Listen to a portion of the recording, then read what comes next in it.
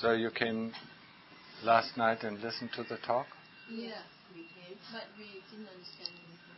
Yeah, that's normal. But you got the spirit. Yes, I did. This Tanacha Mahaprabhu is in 10 or 12 days, he will be 94 years old. His birthday is coming up on August 12. So yesterday he still had quite a bit of energy left, giving a talk to the monks, reminding them of what is necessary, what is useful for the practice, and what is not so useful for the practice. Talks to the monks are different to talks to the lay people are different, of a different subject.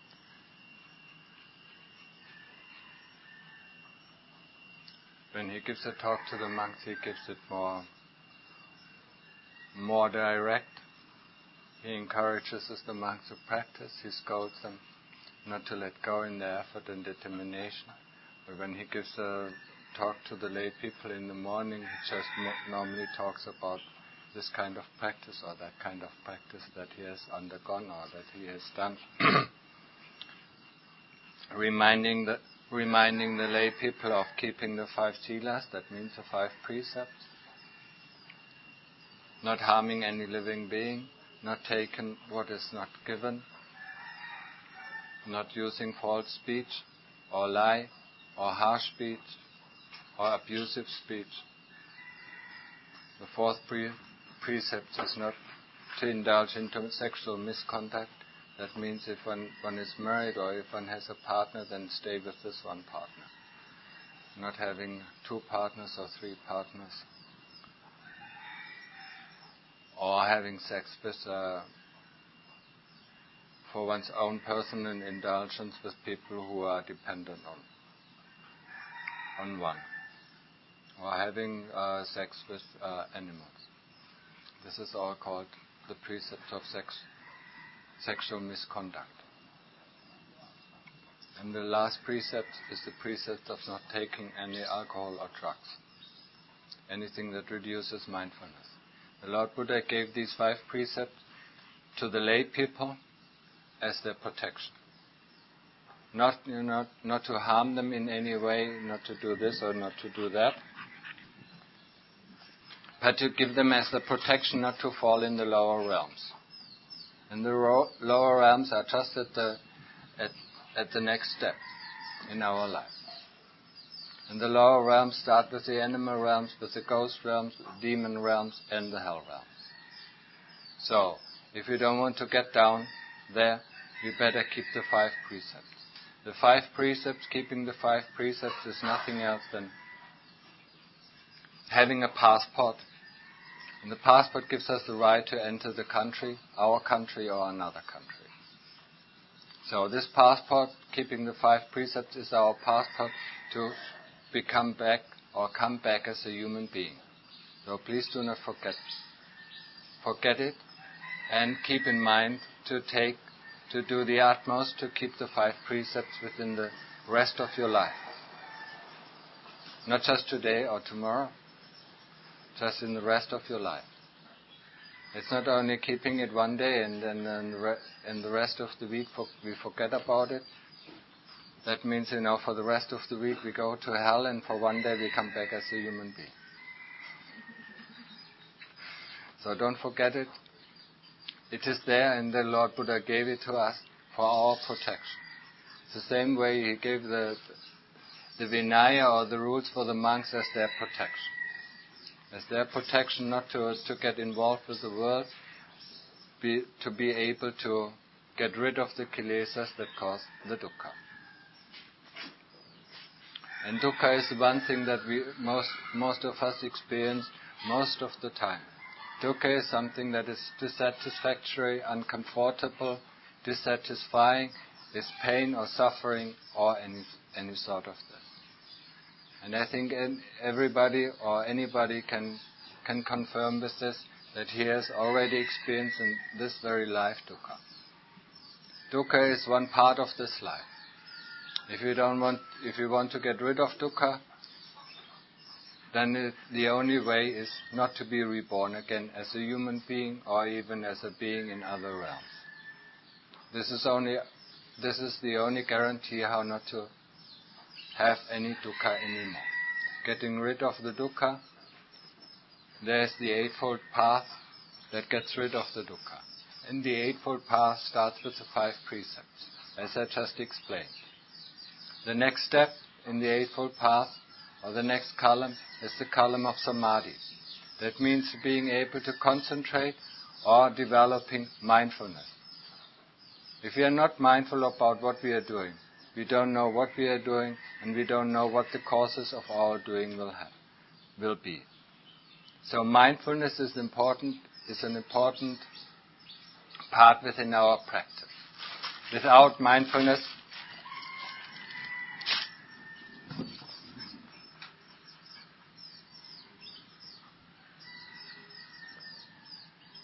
we're just like animated puppets. We just go the way that our kamma sends us. So, and the way our kamma sends us is spindling slowly or faster down to the lower realms. Our kamma doesn't send us up into the higher realms, and our kamma does not send us to the freedom of the citta, to the freedom from all dukkha. This is something where we have really to practice, where we have to put some hard effort in our practice in order to be able to overcome all dukkha. So this is not automatic. If we are not mindful, we just follow our wishes, our longings. We just follow our likings and dislikings. That's the way what normally happens if we are not mindful. We like this and so we buy it, or we like this and so we communicate with people. We like ourselves, and so we tell other people, how good we are and how fortunate we are, or how miserable we are, and so on and so on. And with this we create more kamma. More kamma in our self-deception, because we actually do not see what is going on within us. Without being able, or without having mindfulness, we are not able to see what is really going on. If we are mindful of walking, then we don't think that we walk, we just walk mindfully. When we are mindfully of I want to do this or I want to do that, and then we do this mindfully, then we also see the consequences that this kind of action or this kind of speech or this kind of thought will have. It will have either a bad effect or an unpleasant effect on us, or a neutral effect or a pleasant effect. But we never care to investigate what we are doing, or what the effects of our doing, of our speech, of our thinking, and of our actions are. We do this in the world when we go in a shop and buy a soap that we hope that it makes clean, or that promise us to clean off some stains. And then we try it out, and when it cleans off the stains, then we are satisfied with it. But when it doesn't clean off the stains, we just give it back, or we never buy it again. But we never apply this kind of resourcefulness in our own lives when we do some bodily action, or when we think about this or think about that, when we remember this or remember that, what kind of effect it has on our mind. And when we look at the effect it has on our mind, most of the memories have actually a very unpleasant effect on our mind. So why do we try to memorize this and this and this again? Why don't we stop memorizing, or why don't we stop thinking about this or about that? Because it actually has a bad effect. But we have to see, and that's where mindfulness steps in. We actually have to see the effect of our own doing, the effect of our thoughts, the effect of our memory, the effect of our of our speech and the effect of our action. Some effects are coming very slow so that we might not see them. We might not see them in the next few hours or next few days. We might experience the kamma only in our next life or in our next to life, whatever. Some of the kamma ripens very quickly and some of the kamma ripens very slowly. It's just like the seeds. Some of the seeds the farmer puts into the earth ripens very quickly. Wheat ripens very quickly. And if he puts a seed of an apple tree, it takes a long, long time before he can reap the fruits. So some of the kamma we do will have very quick effects, and some of the kamma we will do has a very, very long time effect. And if it has a long time effect, of course, the moment the kamma meets us again, we do not remember what has led to this kind of kamma. What has led to this effect, or what had led to the disaster that we're just meeting with.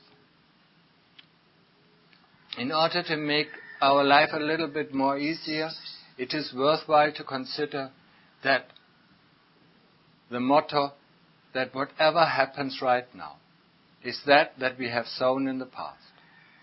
Whatever we will reap right now in this very moment, is the very thing that we have put into motion in the past. And then we can just say that if this is because of our own doing, then let's change our doing. Because most of the time we don't like this effect, or we don't like what is happening right now just with us. If a person comes on and is very unfriendly to us, we don't like it. But that we have been unfriendly to person, or that we have been harsh to people, or that we have been hateful to people, we don't remember. Because in this life, we don't have these characteristic tendencies, or not to this degree. So this makes it very difficult for us to see.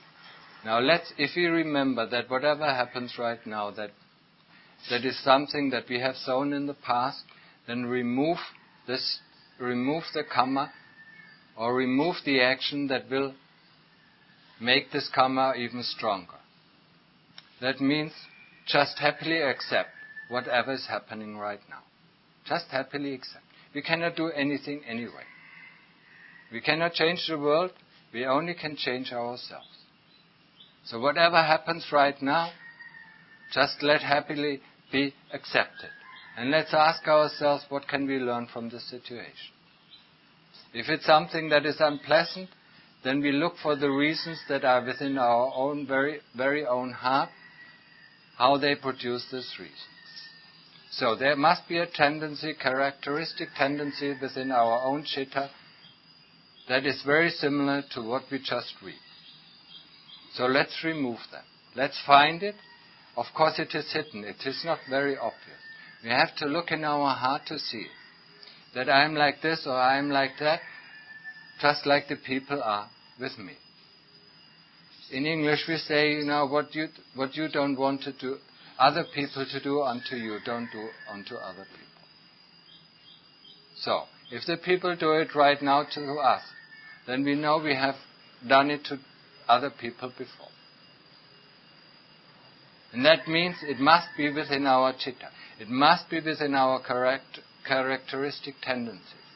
So let's find them and remove them. The first thing is not to react to the situation, just to accept the situation as it is. And the next thing is, what has led to the situation and where can I remove it from my own heart? That's the next step we take. But for this, we need a willingness, we need a determination, and we need some effort to remove these things. They won't be removed in one go, they will be removed into waves. First it's very strong, but if we don't follow it, if we just take it away, then it will come back weaker, and the next time it will be weaker and weaker and weaker, until it is completely gone. But if we still, for instance, if we still follow our creed to buy this, even though we don't need it, or even though we know that it produces unwholesome effects on our chitta, and then we go and buy it and go and buy it and go and buy it, this habit will become stronger and stronger and stronger. If we just decide that this habit is not a good habit, then we decide not to follow this habit anymore. Then it becomes weaker and weaker and weaker, until there is one day there is none of this habit anymore. And we are free, and we have freed ourselves of one source of dukkha. So when you come here for training, I want you to learn mindfulness. I want you to apply mindfulness, and I want you to learn how to concentrate on one object. That means concentrating on one object is either concentrating on the tip of the nose and observing the breath as it comes in and as it goes out. Nothing else. Whatever else comes into the mind, we do not follow. We do not go out. We do not question. We just return to the breath. If the mind likes to stroll, and that's what he likes to do, then we just put it back to work. And that's where we apply all our effort. That's where we apply all our determination, not to let the mind go off the subject.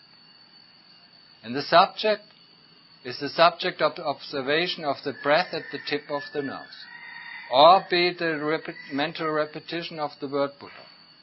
This is our only time. While we are here in this monastery, first to calm down the mind, this is the only time. Buddha, Buddha, Buddha. From the moment we open our eyes till the moment we close our eyes. Either doing it in sitting position or in walking position or in standing position. When we do the word Buddha, we can even apply it to simple tasks where we don't have to think a lot. That means for sweeping or for washing our body and eating. We can apply the word Buddha all the time long.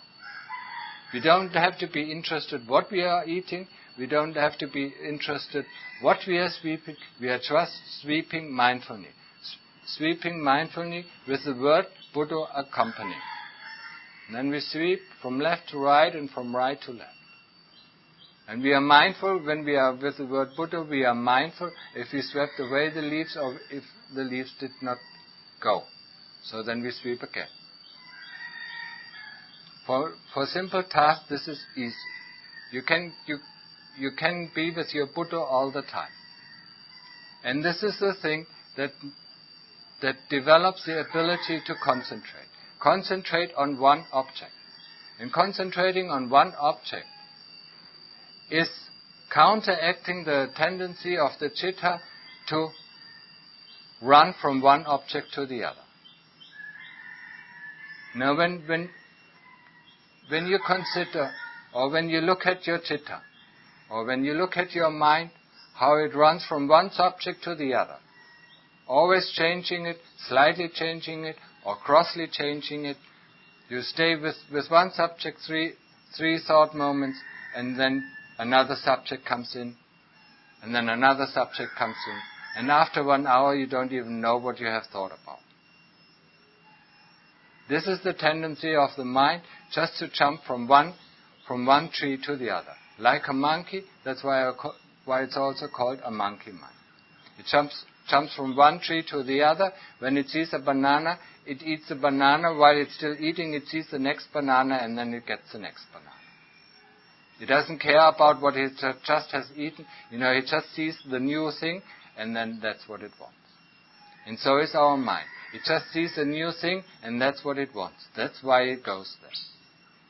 And to counteract this tendency of the citta is to keep it focused on one point. And that be either the mental repetition of the word Buddha, or be it the observation. Bit back on.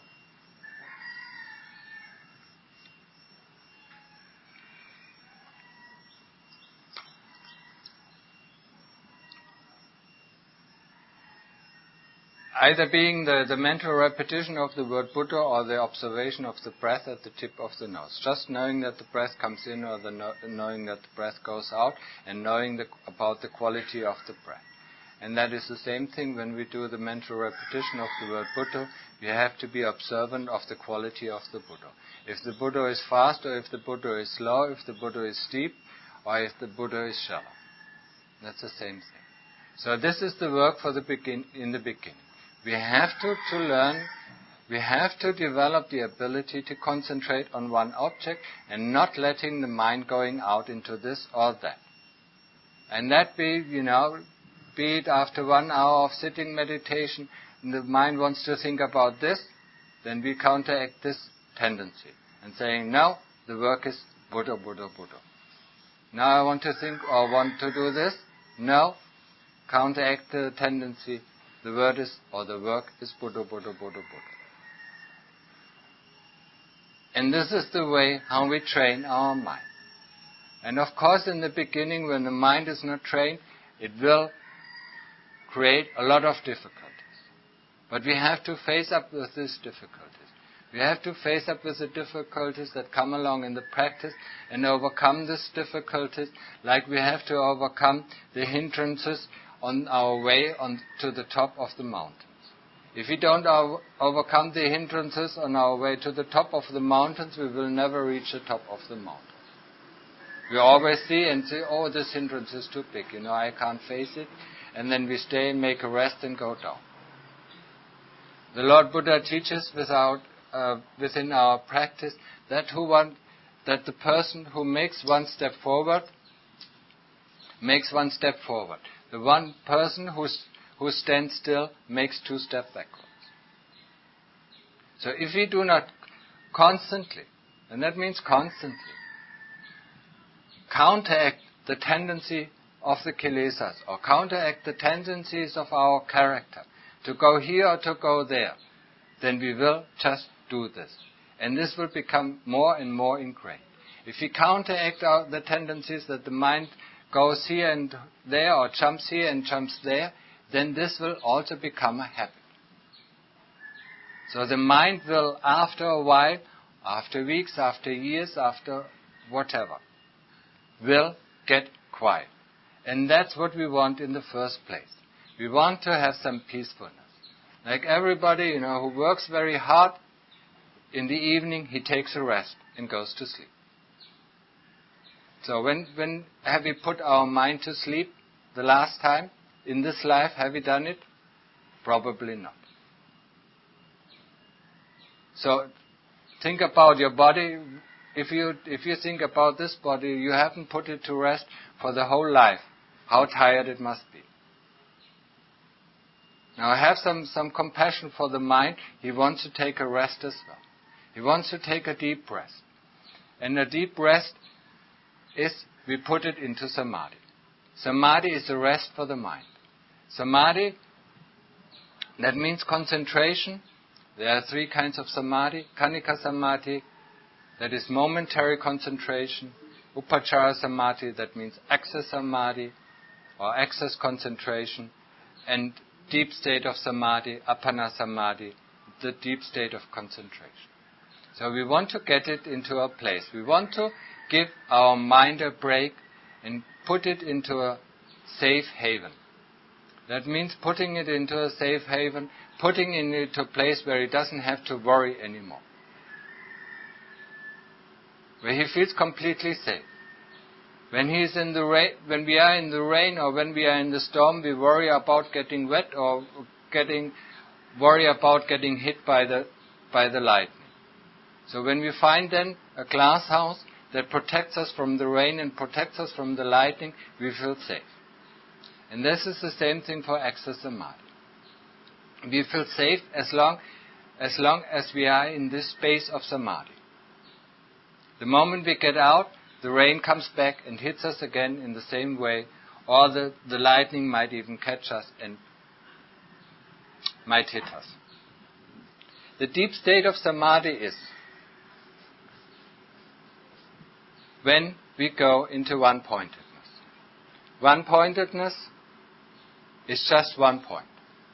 That's why we start focusing on one point, either being at the breath, at the tip of the nose, so the focal point is the tip of the nose, or being the mental repetition of the word Buddha, that means the mental repetition of the word Buddha. That is the focal point.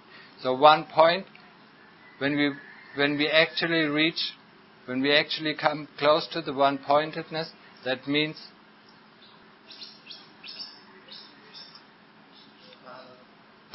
that our Buddha becomes very firm. It becomes so firm that we even can't think any more Buddha anymore. And the one who knows that we cannot even think this one word anymore because the mind really concentrates or is so focused that it cannot think anymore, then we retract to the knowing nature of the citta. And retracting to this knowing nature of the citta leads us to one-pointedness. What does it mean? It does mean that in the beginning phase of this one-pointedness, when we enter this one-pointedness, our body will disappear. It will disappear completely from our awareness, and at the next step, the world completely disappears. There's nothing left. There's just peacefulness or happiness or contentedness, however you call it. It's called a wonder. It's called one of the wonders of meditation. Everything disappears, except for the knowing nature of the citta. This is the essential feature of the citta. The knowing nature of the citta is the essential feature. And the rest has disappeared. So it should show us, when we come out back again into this world, into our body, that these things are just a heavy burden.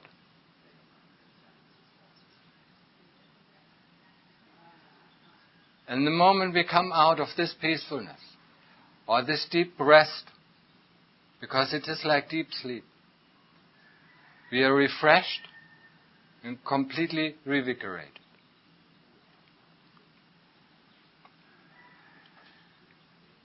So, when we come out, the world reappears and our body reappears. So we haven't lost it. So you don't need to worry that the body is going anywhere or the world is going anywhere when you enter this one-pointedness. Just keep on doing the work and you will enter it. Just keep on doing the work of the mental repetition of the word Buddha or observing the breath at the tip of the nose. That's all what we need. And the one-pointedness just comes by itself, as a result of our hard work. It's just like digging a hole in the ground. If you think about, where's the hole? If you don't dig shovel by shovel, take out the earth, the hole will not appear. The hole will be the result of our work, taking one shovel at a time. So will it be the result of our work of keeping the mind concentrated or focused on this one object, will be the deep state of samadhi.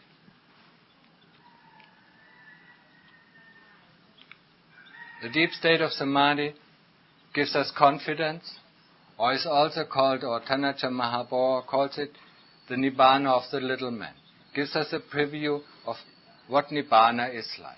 Nibbana means the peacefulness, or means the loving kindness of all nature, of all things, not of the worldly things. It just is the state of the citta itself. But we cannot experience the state of this citta at the moment because our citta is defined by the kilesas of greed, hate and delusion. And delusion just means we do not know correctly in line with the nature. We do not know, or we want to know, and all what we can know is incorrect.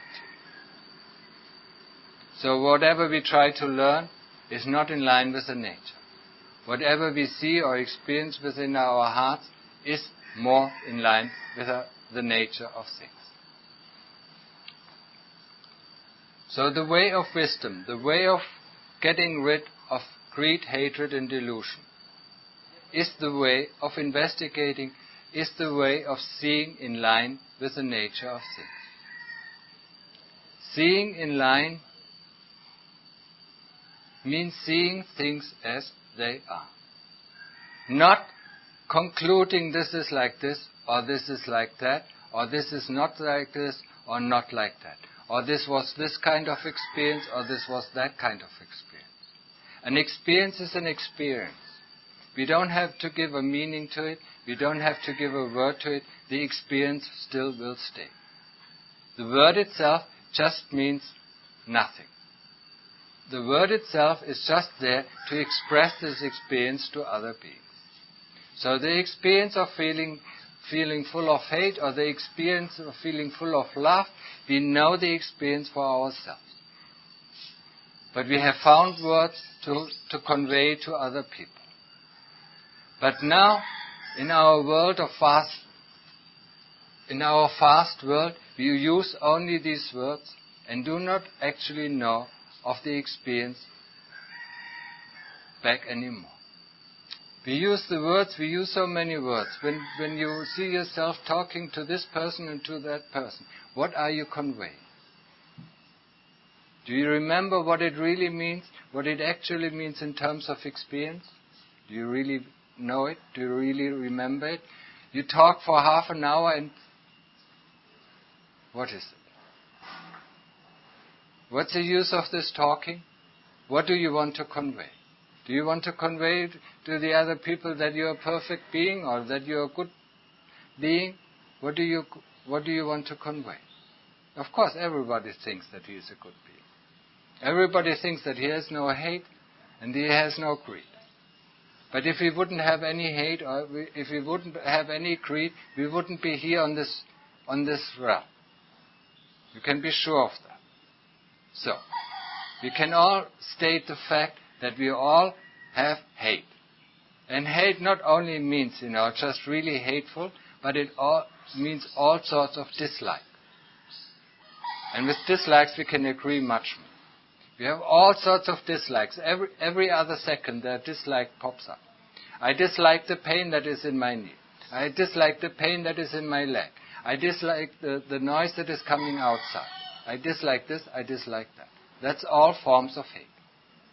And I like this, I like to drink something, or I like to have a sweet drink, or I like to have a bitter drink, or this or that. Or like to have some food. That's all form of greed.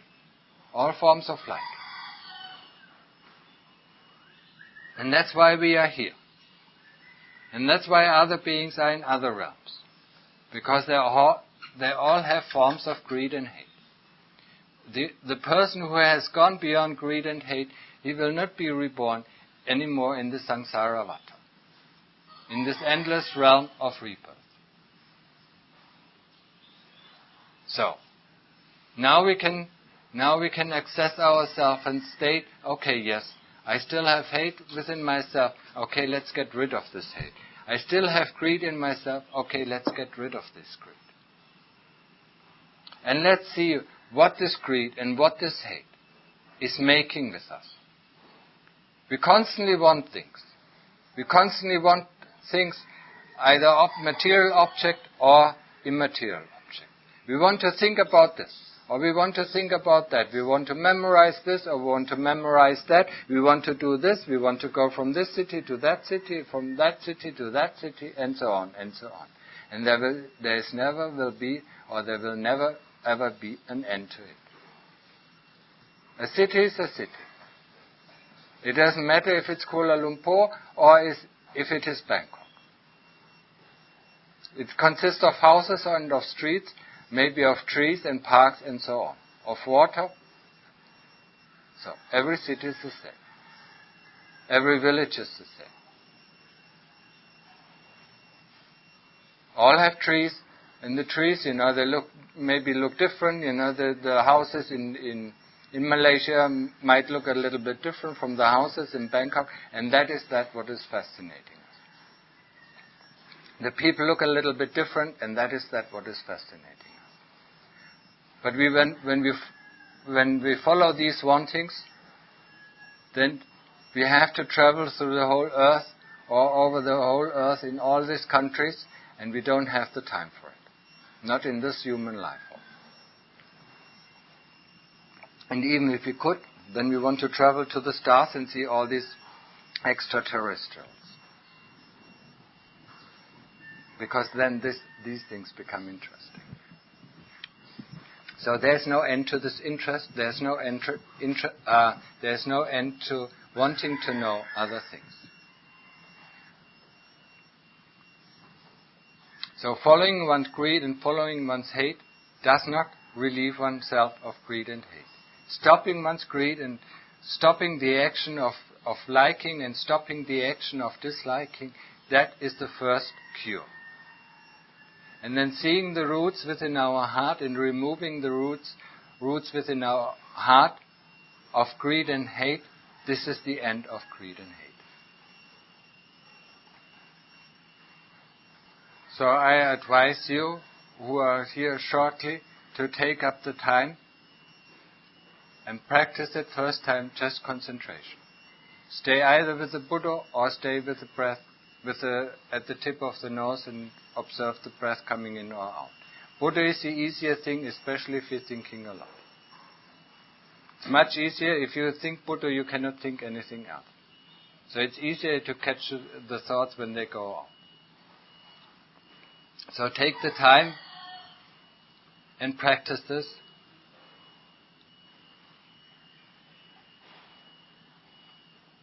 This is the first stage. When you go back home, then don't forget. There are 2 things that you should practice every day. This is keeping the 5 precepts. And the second is setting the mind calm. And may be only for 5 or 10 minutes per day. But it should be every day. 10 minutes is not asked a lot. You have 24 hours. How much time are you wasting with going shopping or going chit-chatting around? Just take 10 minutes time and get your mind to peacefulness. Get it to rest. Get it to be focused on one point. This will have some effects. Don't let the mind go astray.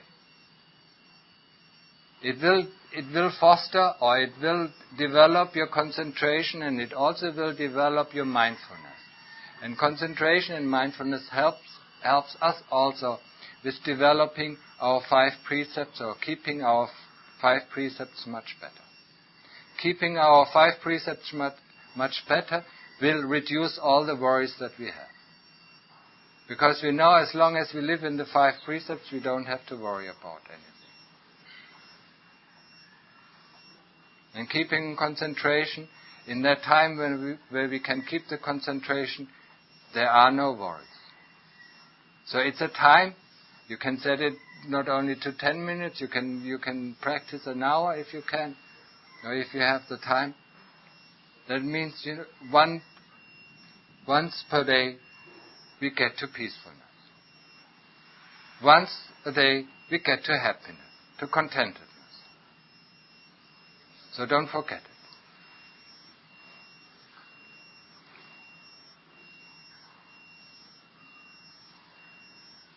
This monastery or this forest monastery of Bantat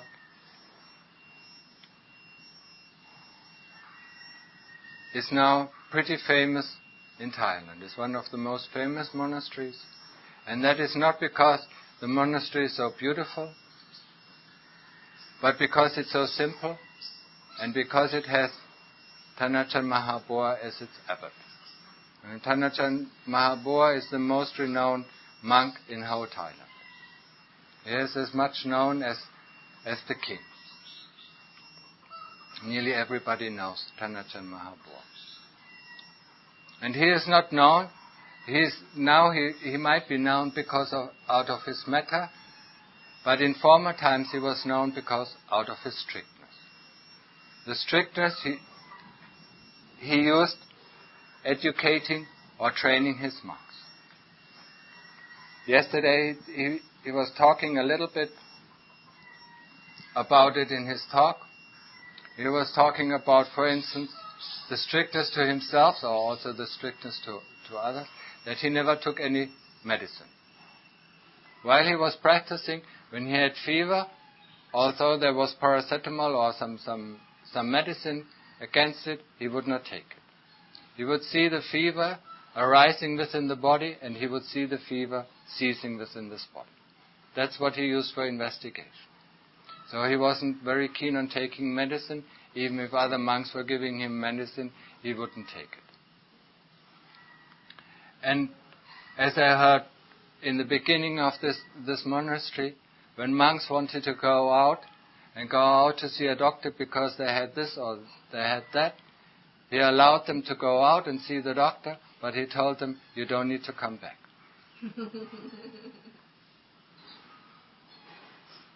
He checked up on all the monks 3 times a day if they were practicing.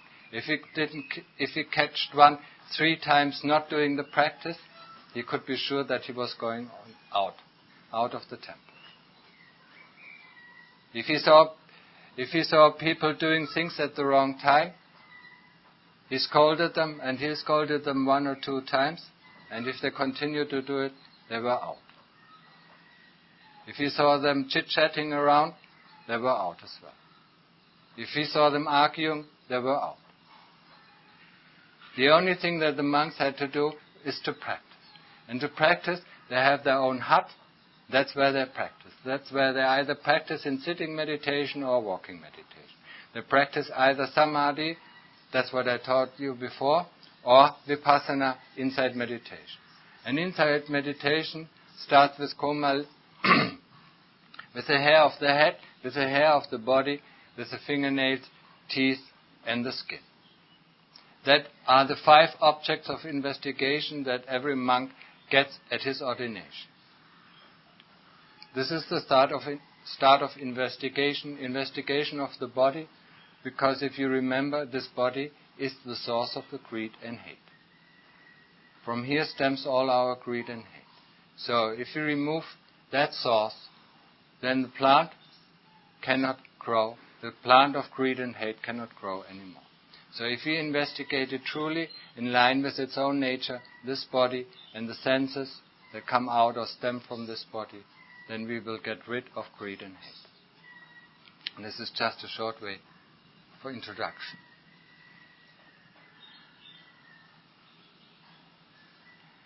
And this is the only topic that is predominant within this monastery. The investigation of this body. Investigating from inside to outside, from outside to inside, from top to bottom, from bottom to top. In detail or at home. Until one understands.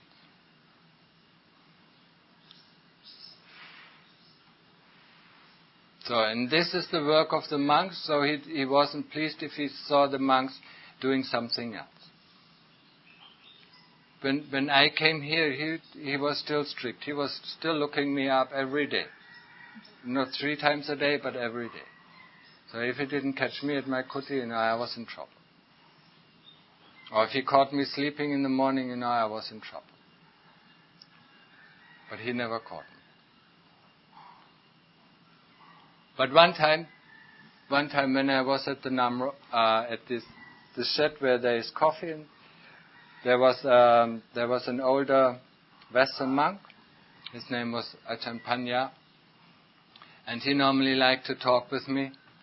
So I was sitting down, having my coffee and talking with him, until Tanaja Mahabor one time came out and went straight to me and said, "I'm your teacher. I teach you to come here and drink your coffee and be silent, not talking to anybody. And once you finish your coffee, you go back." So all the interactions, all this unnecessary talk. The only topic is the topic of either samadhi or the topic of investigation. The sitting in practice or walking meditation, either doing samadhi or doing investigation.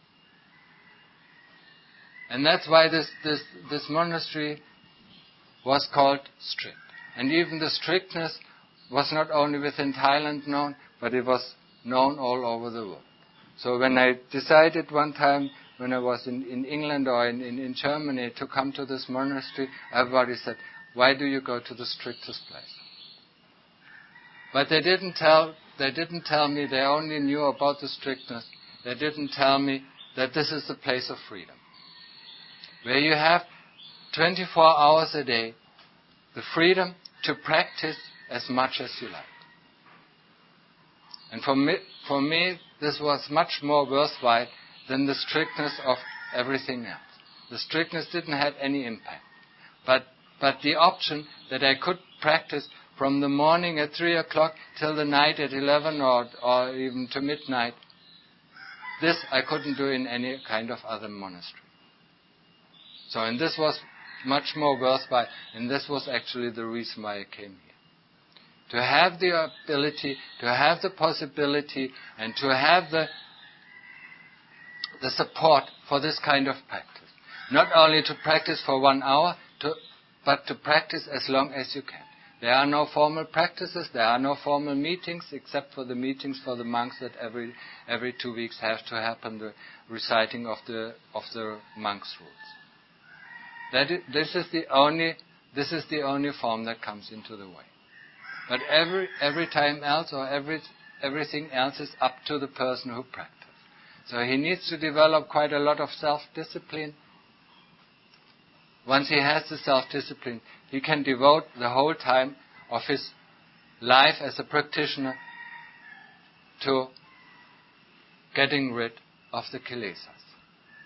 By either getting calming the mind down, refreshing the mind, and then go into the topic of investigation.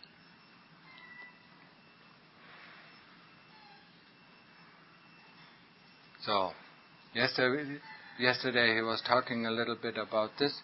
He was talking about how the monks are getting spoiled by all this material wealth, and they are not ready to practice anymore. What he used to do in the beginning, that he didn't allow this material wealth to enter this monastery, and I think you still see the thing. It's very simple, it has no running water and it has no electricity. So he didn't want all these commodities to come into place and take the discipline of the monks or make them too lazy. He said even that the food was so good that most of the monks, once they eat themselves full, then they all thought about sleeping and not doing the practice anymore. But he couldn't help with that because people are offering the food, and that's what we eat. But everything else that was in his power, he tried to make it as simple as possible, so that the monks had all the time, to devote to their practice.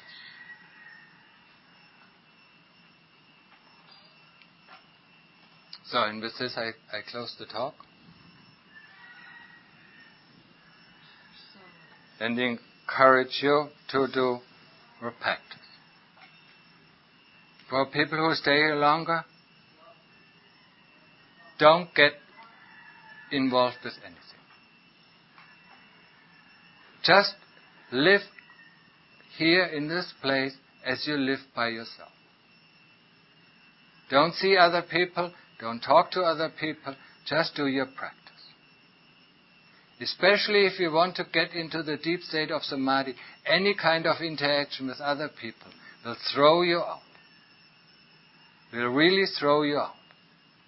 So you will never ever get into the deep state of samadhi. Just get around. If you know it's a danger, if you see a person and it's a danger to talk to this person, just don't meet this person. Just make a white birch around. If you really want to get down into the deep state of practice, if you really want to make your stay worthwhile, then do this. It's an advice. And I want you to follow this advice. Really Really get down into this deep state of samadhi. Really first experience the first wonder of meditation. Get there, experience it. And once you get out, I promise you will never ever forget it. And the next thing is you want to go back into it again. And I don't have any objections to this. Just go in. Just get enough sleep. Just get enough rest of your mind. Because it has never been rested. So don't worry about resting too long. If you worry about resting too long, you're probably not resting well. So you're not really there.